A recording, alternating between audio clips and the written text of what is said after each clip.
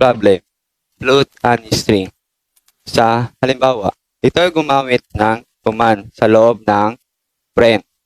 So, function upang ipagsama ang front, ang string nang walang error. So, kapag gumamit ka ng command, automatic nilagyan ng expression sa Python.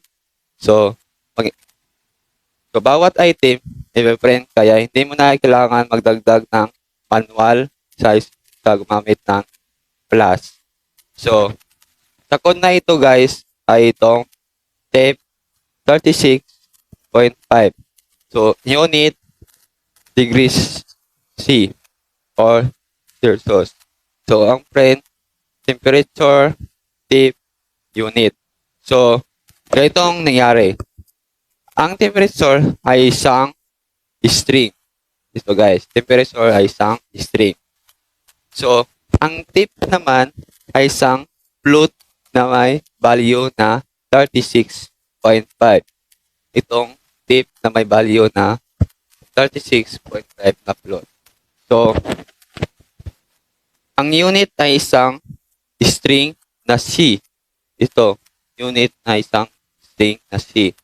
So, dahil gumamit ng print, hindi kailangan ng i-convert ng tip na float sa string gamit ng str. Dahil automatic i-convert ng print ang lahat ng item text bago ito pagkita ng isang screen. Temperature. Kaya ito ang result guys. Temperature 36.5 degrees.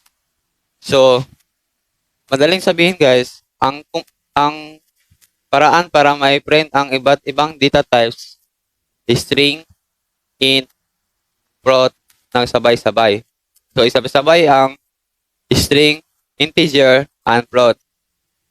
May automatic na expression pagitan ng bawat item. So, hindi na kailangan ng str conversion kapag gumamit ng command.